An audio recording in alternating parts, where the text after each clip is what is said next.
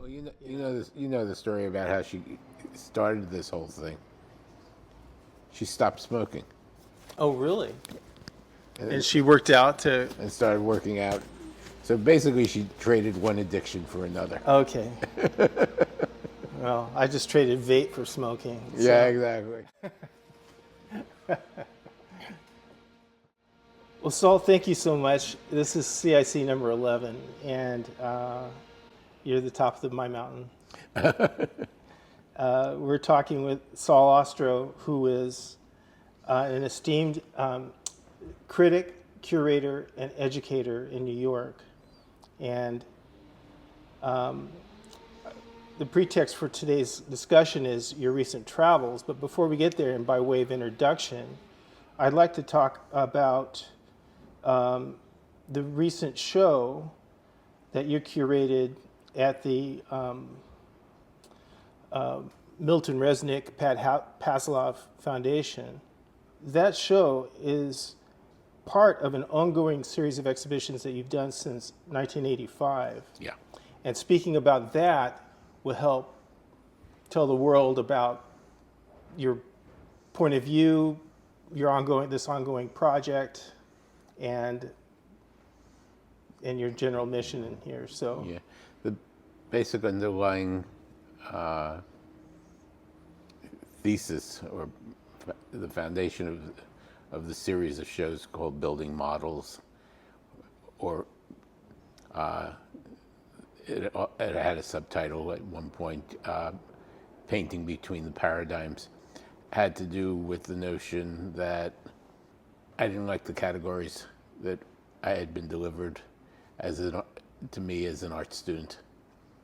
The linearity of art history didn't make any sense to me when you actually looked at it and realized that Picasso and Monet are both painting in Paris in 1926 at the same time.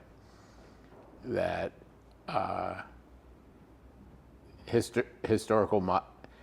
progressive historical models weren't as good as real historical models. So it became a question of how do you mix things? How do you contrast things?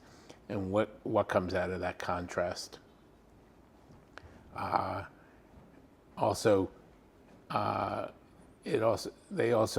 of the exhibitions focus on things that have dropped out of the history. The idea that there was other types of formalism than Greenberg's formalism. Or in the case of the Pasloff-Resnick show, which was called The Shape of Painting. Which was called The Shape of Painting. Building Models. The whole idea was that there was a moment in which painting was not predominantly rectangular, that people were playing with the shape of the support. People were concerned with painting's objecthood, things like that. And that, to a great extent, that disappeared or got reduced to Frank Stella as the prime example, and therefore you don't have to look any further. And yet artists were looking at it further since Stella's shape paintings. Also, the artists who were painting contemporary with Stella were approaching the shape canvas very much different than he was. So actually, the show at the foundation, The Shape of Painting, had 10 different models in it. If the space had been bigger, I could have probably put 20 models, 20 different approaches. Right. But as I said in CIC number 2, where I covered it, it was the installation was very, very, very, very intelligent. It's very smart. Everything seemed necessary. There didn't seem like a wasted thing. And although you could do 20 more, it seemed coherent to me. There was also the subliminal aspect of that show. On the lower floor, the foundation space is 2 floors. On the lower floor, everything was hung below eye level. I'm sorry, above eye level. So the center line, rather than being the usual traditional 57 inches, was about 63. So just moved everything up. Upstairs, everything got dropped. Right. Right. So the horizon lines converge somehow, or reflected toward each other. Exactly. For the two floors. Exactly. The reason for doing that was that I wanted the viewers to experience that work physically as well as visually. Others in the series way back was I did an exhibition of 24 cubes. The idea that there was this simple form, and it could be used or presented in a mirrored way, be it materially, in terms of positioning. That show included Joseph Cassou's definition of cube, and it included a photograph of Michael Heiser's Nevada Depression, which is, a cube. Because it's the idea that you don't. In that case, the idea was that geometric form doesn't get reduced to minimalism. Minimalism isn't reducible to Judd. That you can, that things become categorical in the sense that not all buttons are the same, but they're all called buttons. So that's a lot of what's behind the building models shows. And the ongoing series then would be, is there an arc to them all? There must be. No, actually, they are series because they're united by a point of view, of course. Well, there are series not in the same sense that the exhibition, the same logic that guides the exhibition. Building models is a category. Certain things go into that category. Certain things don't. So the exhibitions, 16, 17, I forget how many there are, since 1985 fell into that category. There are lots of exhibitions that I curated that don't fall into that category. They're not part of that logic. Mm-hmm. They approach their subject differently. Mm-hmm. Basically, the logic of it is that if I were to assemble all of them, I'd get an index of painting. I look forward to that someday. And the way you introduced it all, you talked about a kind of disquiet in how you were taught art history.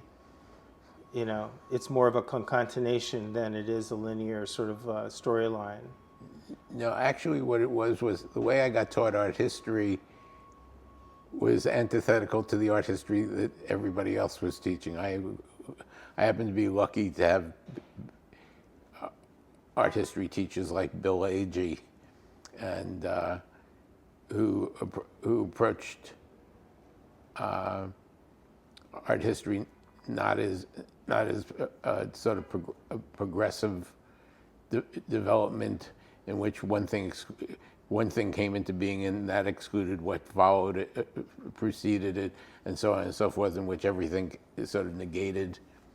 The art history that I was taught, Ira Lick, Bill Agee, Dory Ashton, was a contextual art history. Everything had a historical context, and everything becomes a historical context. So nothing stands in isolation, including the development of art. Especially with world events happening around that time too. I mean, if you can study art history if you don't know much about World War I, for example, and well, I'm in school at the time of the Vietnam War. I'm in school at the time of the Civil Rights Movement, things like that. and it's a time in which the alternative point of view is one of connectivity. Now, let's speak about your travels, and I want to talk about France and your visit to the Sorbonne, your invitation there. It wasn't the Sorbonne. It was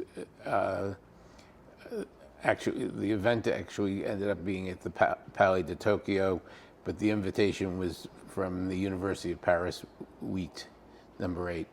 Which was the venue that Deleuze delivered his lectures to? Yep. Right. Which is... It's where Deleuze, Foucault, Rancière all taught, and actually the program that invited me was the same program that they taught in. And in this context, you delivered a paper entitled A Trojan Horse, Postmodernism and Authoritarianism, which would be like refreshing the Molotov cocktail of 1968 for them, sort of refreshing their topping off their cocktail. Well, basically the event that I was, or the event, my event was part of a series of events that they had organized for over a 6-month period, that was to focus on the Great Erasure, which is what they call Trump's liquidation, Trump doing away with all references to woke ideology on U.S. government websites and programs and so on and so forth. Right. Part of my argument there was that Trump and the great erasure or the great deletion was actually a postmodernist act. Right. And he's doing like things like kayfabe and stuff like that, which is, in a way, the transgressive arena of the high art of the last 30 years or something like that. And then he's taking on. What really stood out to me is when you wrote, how do you was it confront power with truth when there is no truth? Yeah, well, speak power to truth. Truth to power. Truth to power, and speak truth to power. But what happens, given a lot of postmodernist theory, post-structuralist theory, truth is always relative or relational. So it basically, liberals and neoliberals had basically undermined their own position. And basically, it's a call to arms, but looking for the arms, the capacity for operating again, because we have delivered ourselves as a, you know. And part of the argument in the paper that I presented was that postmodernism or post-structuralists didn't see through to the end the critique that it engaged in. That it got popularized and aggregated in a sort of very sloppy form that then became the vernacular in which the other critiques that were embedded in let's say Derrida's deconstruction or Lyotard's or Foucault's histories weren't seen through to the end. They were basically, the vast majority of people read the back of the book and didn't read all the way through the book. So we end up with an aggregate, a very self-serving aggregate that we called postmodernism. Because that aggregate promoted relativity, subjectivism, narrative, and so on and so forth, it opened the way to a sort of authoritarianism. Right. Not only in the United States, but at the time,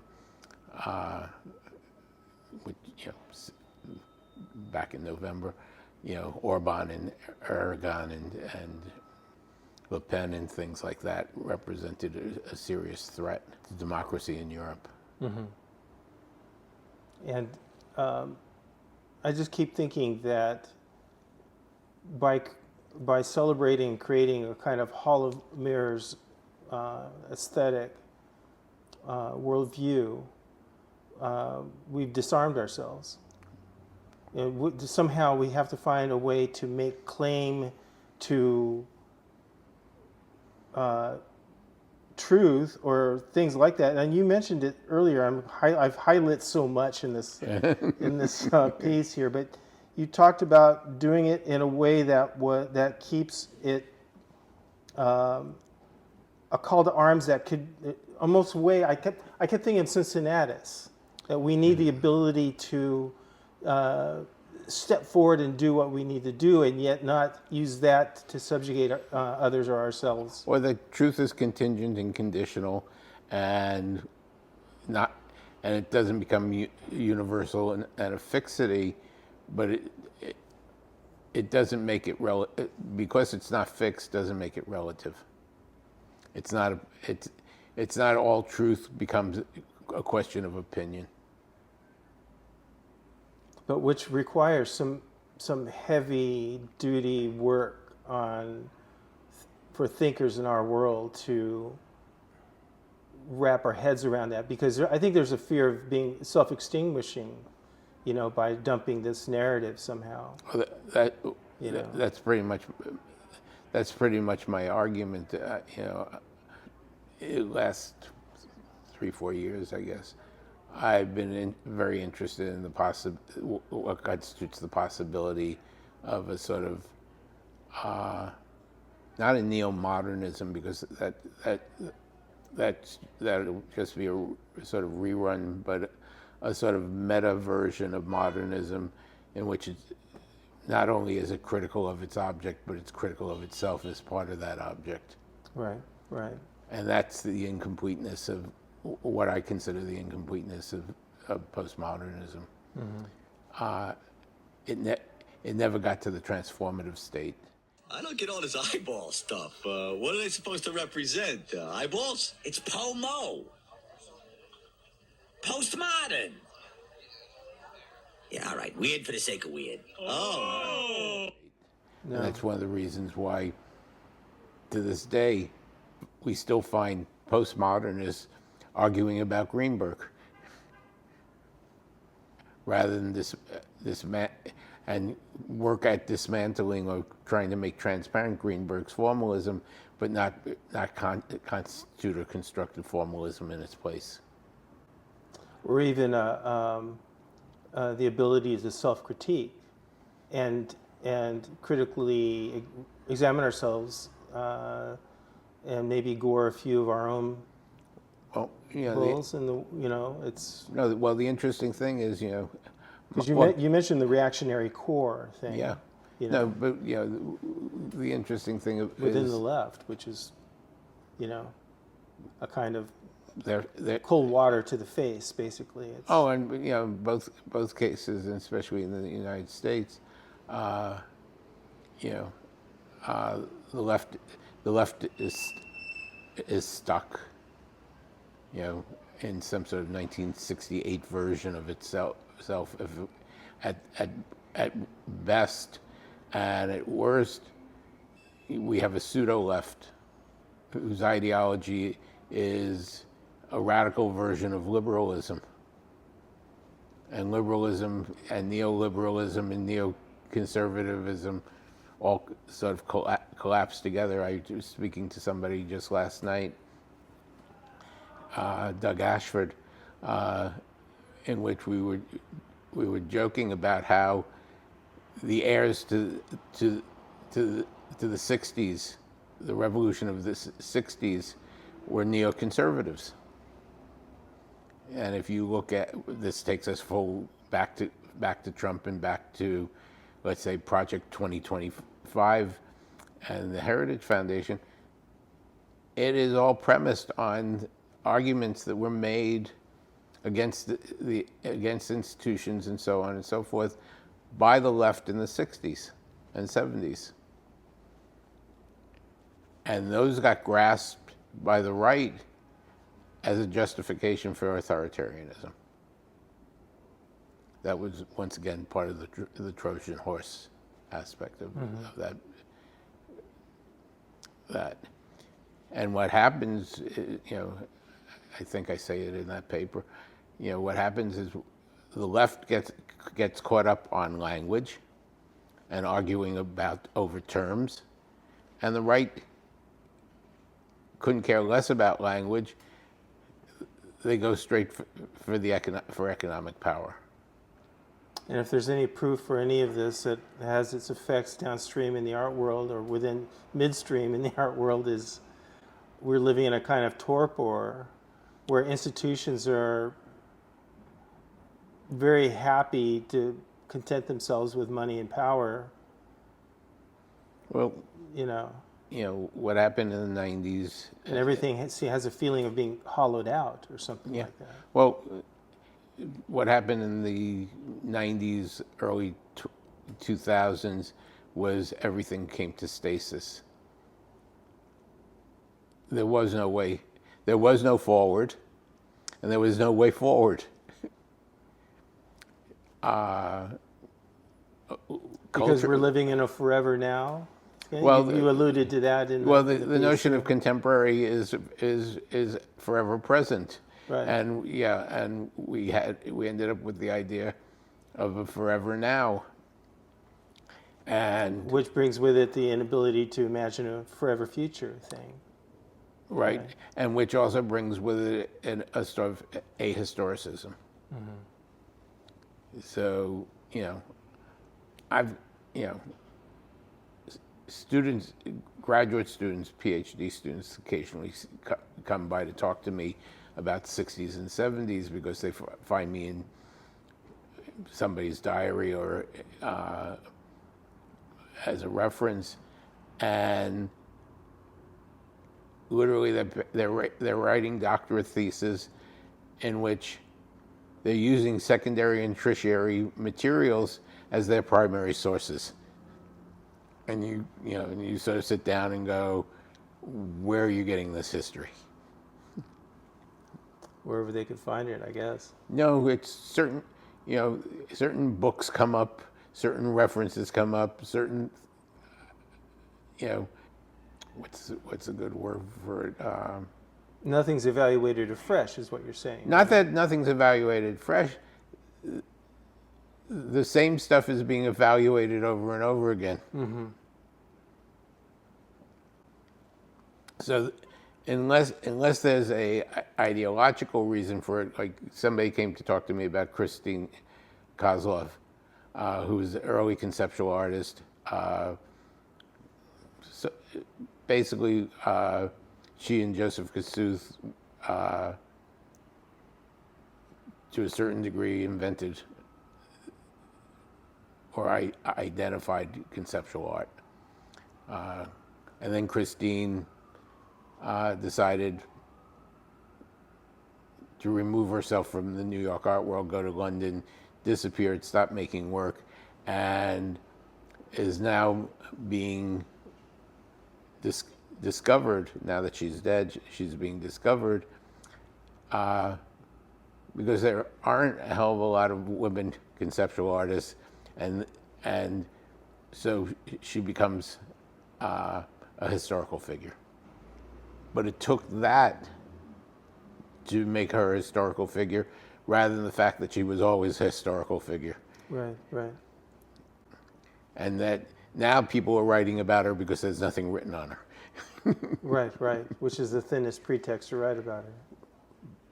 But rather than something intrinsic to who she is. But I spent all this time talking to this graduate student, basically going, you're putting her in a context that you're putting her in the context of conceptual art in terms of being already made, as opposed to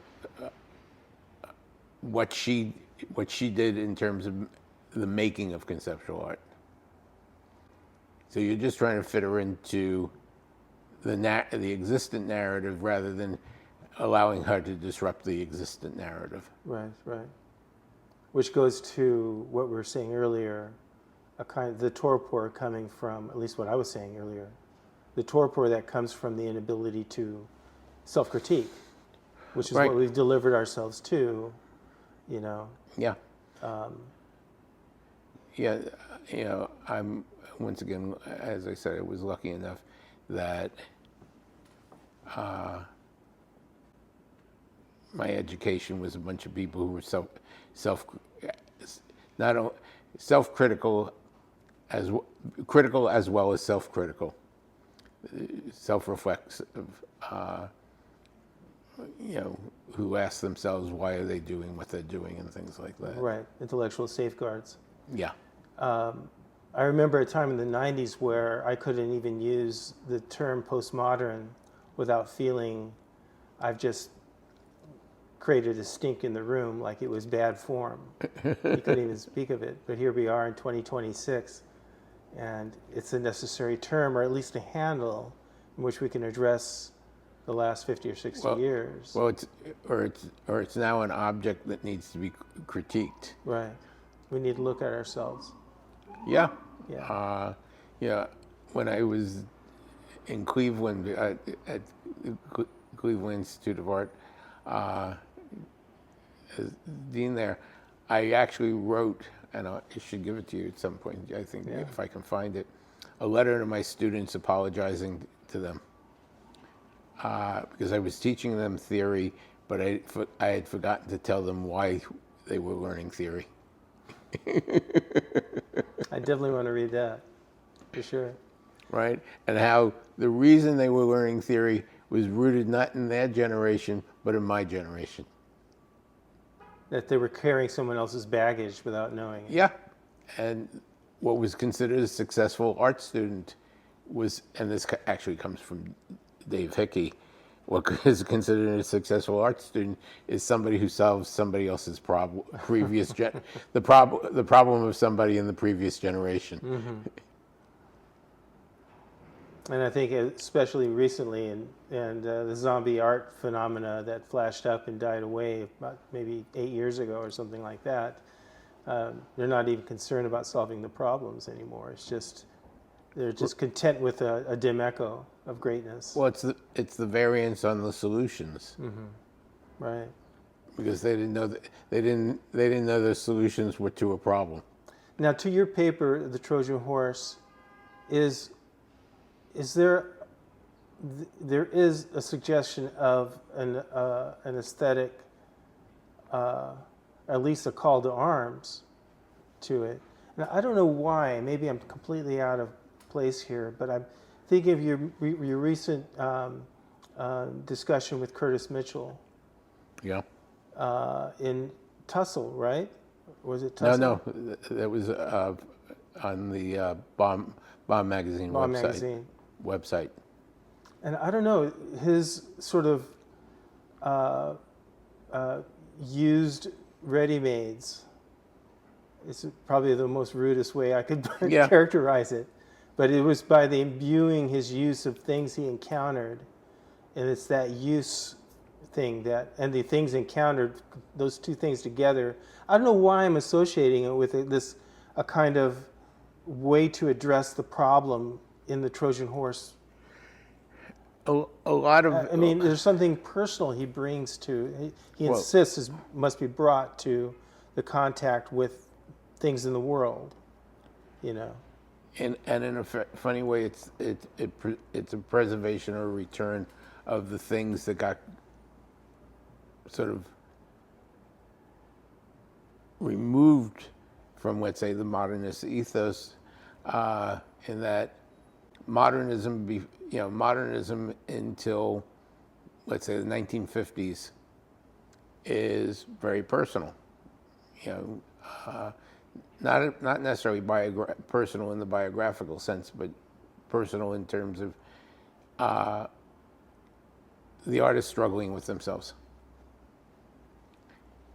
Greenberg, and this is Greenberg's failure, in terms of trying to preserve that aspect of it, the notion that you experience the painting in the first 30 seconds, and after that it becomes judgment and all sorts of other things,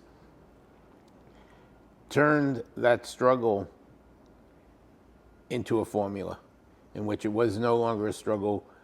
It's the artist personally struggling with something and trying to express it and put it on the canvas, but that there was a historical problem that needed to be resolved. And the solution to those historical problems were rooted in flatness and color, so on and so forth, in which we ended up with problem solving, a different type of problem solving. The conversation with Curtis is that Curtis is very much in terms of the ethos in which he's problem solving, but they're not historical problems. They're things that he finds that as an artist he needs to come to terms with.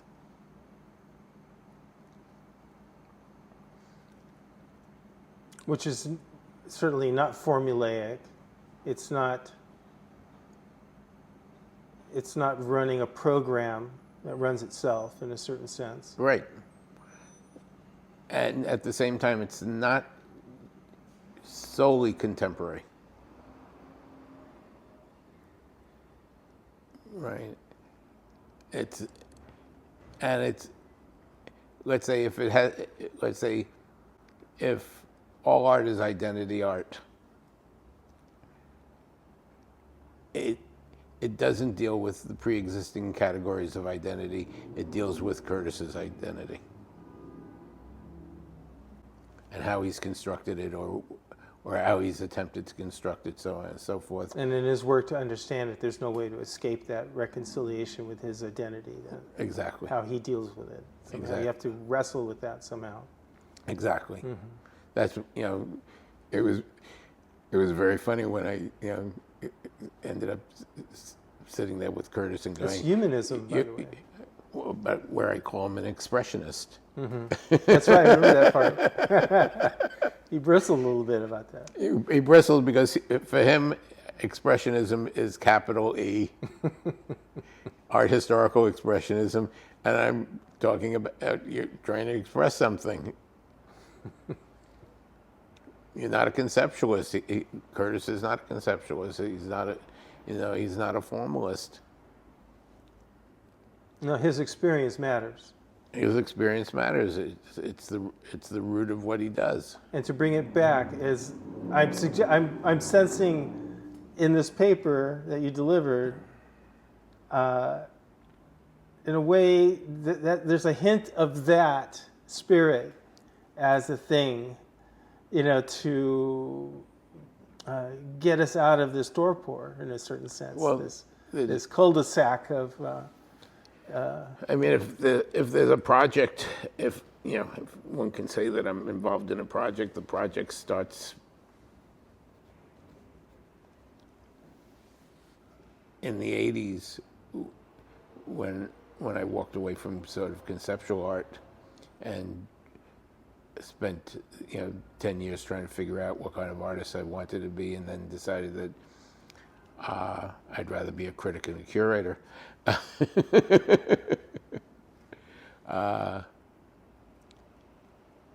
It's always about, it's always been about what, after all the negation, what's left, and or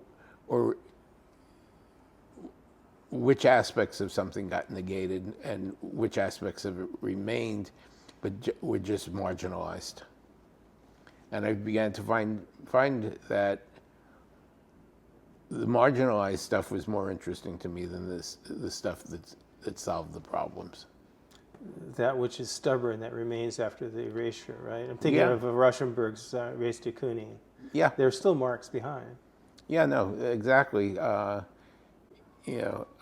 Which suggests a way of reconciling this postmodern, this linear storyline that we get. I love how you begin this piece, because you begin with the Janus-headed presentation of the modern, postmodern born at once, in a certain sense. I love that idea. Well, because it's true. You get two types of modernism. You get formalist modernism, which is Cubism, and you get at the same moment that Cubism is being invented, out of the romantic wing, you get futurism. And futurism and cubism don't share a hell of a lot. They come out of two different lineages. And one is, cubism's trying to preserve the best of the past, and futurism's trying to incorporate the best of the present. Futurism and ejaculation. Yeah. Really, I just one's methodical and the other is, One's class, cubism and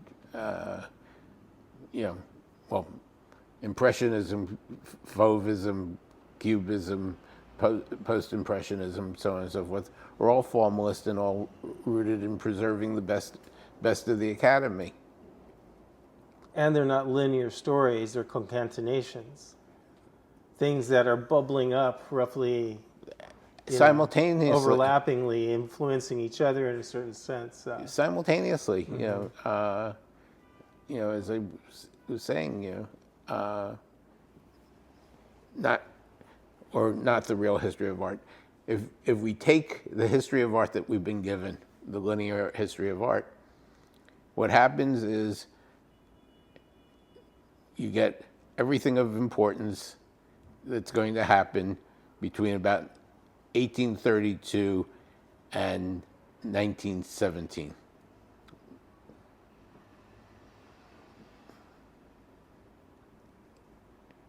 Right? In which everything overlaps. You then get 1923 to the 1940s, 50s, basically a dead period. People laboring under the shadows of others, basically. And then what you get is sort of in the 1950s, the first period comes back no longer as a challenge to art, but a way to make art. So you get abstract expressionism, which sort of resolves the romantic classic conflict by synthesizing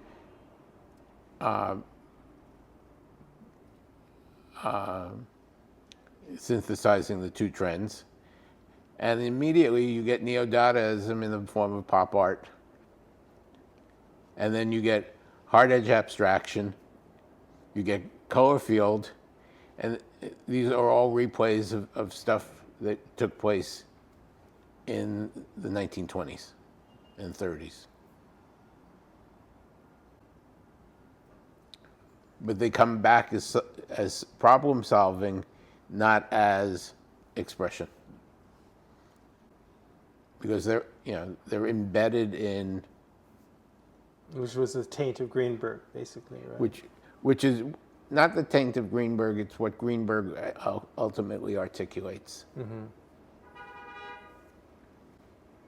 In the hopes of preserving the ephemeral aspects of it, he ends up producing what every artist wants, is a formula for success. Mm-hmm. How do you make a successful painting? Well, you keep it flat, you keep it colorful, you reference process, and then you get a couple of prime examples. You push Kenneth Nolan to the fore and stuff like that. And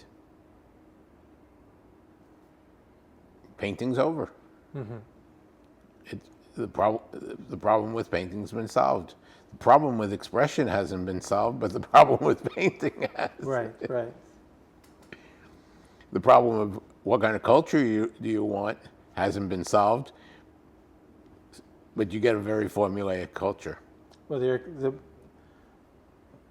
idea of solving problems is a problem, though, right? It's clinical. It's not. But it's perfectly in keeping with the 50s and 60s, which is the beginnings of the communication age. It's the beginnings of the commodification. Managerial. Right. Exactly, the commodification of the managerial. Mm-hmm. So it's perfectly in keeping. Meanwhile, the really interesting formalists of that period, that I think are turned into minor artists: Paul Feely, Ray Parker, Ralph Humphrey, even Ron Gorchov, who now has a third life. And there's endless amounts of, or at least I could think that there's endless amounts of models tucked away in that history in which to be exploited. Mm-hmm. Rather than just rehashing the same 10 solutions. Mm-hmm. We don't have to labor under the shadows of greats because there's plenty of other shadows underneath those shadows. The shadows of greats, the greats were picked from the patch, right? They either did it more comprehensively, more accessibly, more radically, and so on and so forth. But the greats didn't invent the problems that they were dealing with. There's a whole generation of people who were dealing with those problems. The greats were just, as Greenberg would say, the high points, mm-hmm. but not the totality of it. And again, I keep thinking of the expression with a small e. Yeah. That's the thing that's easily lost sight of. Whatever categories we entertain in our minds as artists, we have to be ourselves ultimately, and that without that coloring of ourselves in the things we make, it's sterile. It's it's not that we don't imprint it with the uniqueness of our existence somehow. Well, I'm not even that interested in the uniqueness of the artist's existence. And, once again, I was taught by a bunch of art historians who basically, and you've heard me say this, artists lie. Don't ever ask an artist. What's the full quote on that? The full quote is me telling David Carrier that artists lie. They either tell you about the painting that they wanted to make or the next painting that they're going to make, but you can't trust them anything that they say about the painting in front of you. Which is why I don't like to speak much about my work anyhow, so leave others to interpret. But yeah. Now let's talk about your other travels here. The other travel was to Egypt, and it was me and Susan being tourists, deciding that we wanted to go someplace, and we had spent so much time in places that are familiar, even if it was just the first time we were there, because they were European. Let's go someplace that whose history was different. Now, did you have preconceptions in your mind? Every human beings do. Something you'd expect to see. I mean, you've done research. You've been to the Met many times, in a certain sense. It actually had more to do with, I used to teach a course at School of Visual Arts on pre-modernism, and pre-modernism starts with sometime around the fall of Rome, pre-modern era. I've heard that even the ancient Egyptians had Egyptologists. Yeah. Well, they had a culture that was 5,000. I mean, it's a culture that's 5,000 years old. If you look at the full range of it's almost 7,000 years old. And because I was teaching that course, and North Africa plays an important role, in which one of the things is without the trade routes that start in North Africa, and without the Muslim preservation of Greek knowledge, there would have been no Renaissance.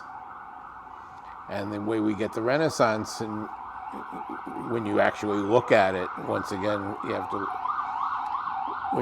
The way we get the Renaissance is a bunch of thugs go down from Europe to North Africa to recapture Jerusalem, so that Christ has so that the second coming of Christ can occur, because Christ can reappear in Jerusalem if it's being held by the infidels. And these people come down there and find out that the infidels are living better than they are. Poetry, music, mathematics, spice, philosophy. So that comes back. The spices come back, and the spice trade starts. Right. The spice trade, fabrics come back. Architecture. They rediscover how to make an arch, which had been lost. You go from Romanesque to Gothic architecture, just at the time of after the Crusades, so on and so forth. And at the same time, because of the trade routes, which supposedly it's European Middle Ages, but seemingly because of the trade routes that go all the way back to the Romans, they're discovering things like gunpowder, the compass, paper money, so on and so forth, from China and India. So when you teach that, I'm going to Egypt to see the things that I've only seen as pictures. I sort of understand what they are, and I understand. You've got 2,500 years of pharaohs. You've got and the last of the pharaohs are all Greeks, the Ptolemies. Ptolemies, right.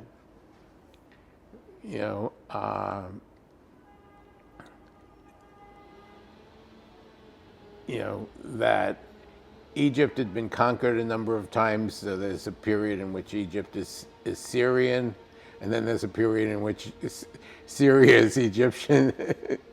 Right. So the Egypt that I was going to was not the Egypt that's limited to the pyramids and the Sphinx. That's French. Of course. Of course. I mean, we're looking back at 7,000 years from. Yeah. Right. Hard to get that. Only through the museums that you get to, you're able to glimpse a little bit. One of the great that. surprises was, and this I hadn't thought through, but as soon as we were there during Ramadan.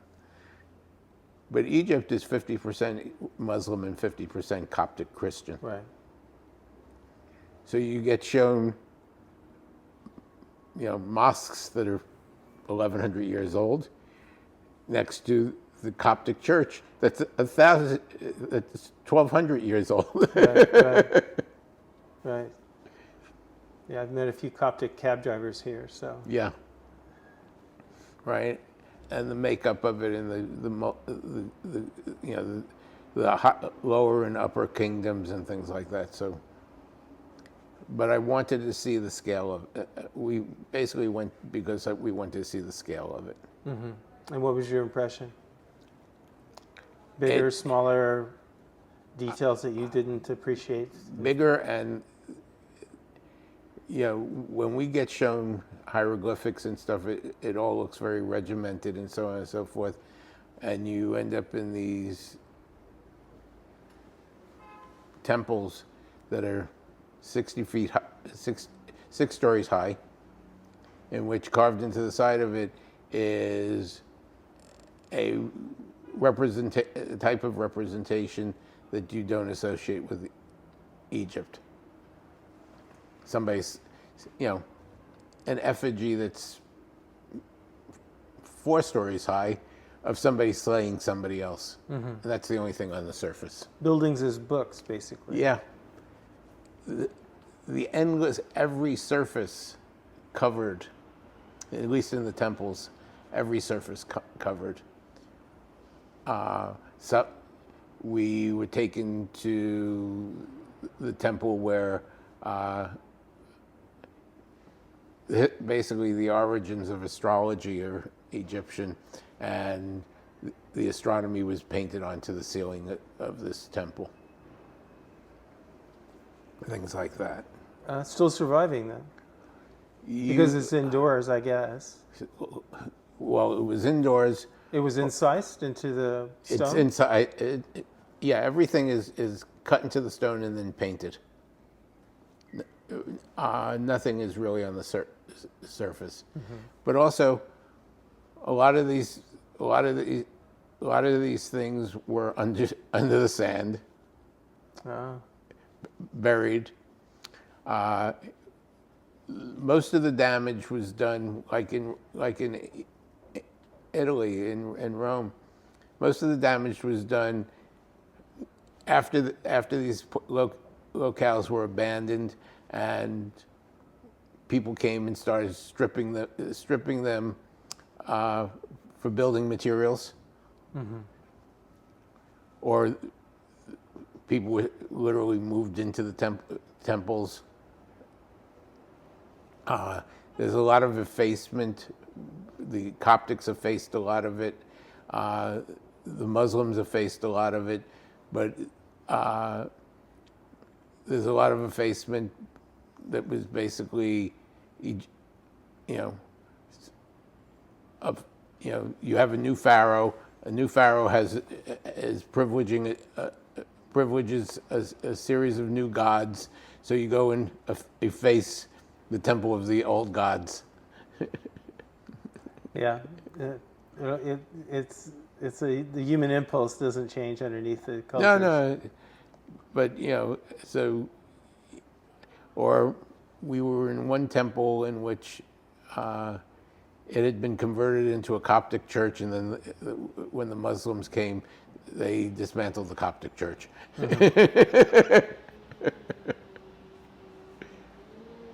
Erasure, like Yeah. erased de Kooning, but it's erased Coptic. Yeah.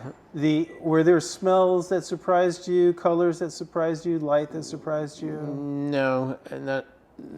And what about the language then? What did surprise me is the people. They're very prone to laughter and joking, and will get angry, very animated in argument in a moment, and then it's over and everybody's back to. So you'd see people arguing. Interesting. They'd be talking normally, and then all of a sudden they're yelling at one another, and then they're walking off arm in arm. Like storm squalls or something like Yeah, that. exactly. It's here, it's gone. No, it's as if there's two modes. There's this really sort of mode of gaiety, and then everything else it has to be hashed out very loudly and yelling. And you were able to get out and about? Were you within? You were No, on your own for a while, or was there? Susan and I went out to dinner at a restaurant that was in one of the souks. You can just walk around, and everybody here was surprised that we were going to go because of the war. That's right. And you get to Egypt, and the Egyptians tell you the war's over there. Right. That's Over that horizon. And those people don't know what they're doing. We were basically on the Nile. We flew into Aswan, which is in the south. Did it feel wide to you, the Nile? Was it, you could see the other bank, or no? Yeah, you can see the other bank. I Yeah. mean, it's Animals? you're told not to go swimming in it. Okay. But no, because of the dam, the upper Nile, all the animals are in the south going toward the Sudan, crocodiles and things like that.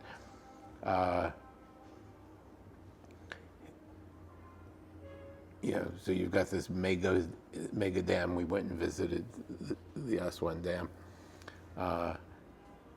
and saw Lake Nasser. But the other side of it is sort of very placid, and they're trying to green it now. They're using the water from Lake Nasser, both to generate electricity and for irrigation now. So the spill off is used for irrigation. Yeah, so they're trying agriculture. Yeah, so they're trying to develop.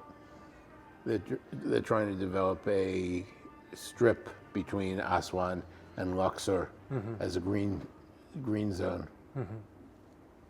We have a friend that's has been inviting us to come visit her in Egypt. I like to say go. Jump for it, huh? Jump for it. Yeah. And coming back, any reverberations from it? There's more to see. You want to go back, type of thing? I'd like to go back to Susan didn't like Cairo because it's highly toxic in terms of, I think everything's run on diesel. Right. But I'd go back because our trip was so focused on ancient Egypt. There's a lot to be seen in Cairo that covers the Coptic period, the Muslim period, the French and English period. Right. That I could see going back for a week or two. Nice. To Cairo. Cairo's huge. I didn't realize the core of Cairo is 8 million people. Mm-hmm. The urban sprawl of Cairo is 20 million. It's one of the Earth's gigantic cities, like Bombay or Hong Kong or something. Exactly. So,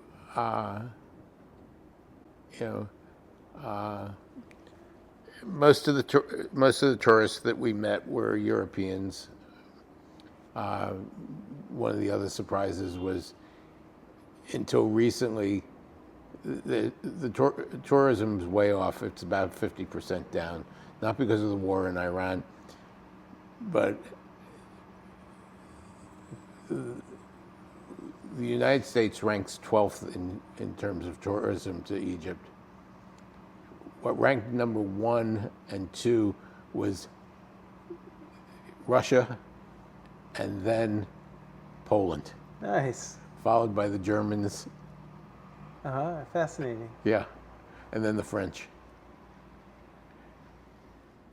Well, we're going to wrap this up. Thanks a lot. It was great to have you on CIC. Thanks for the opportunity. Okay. Let me turn these off.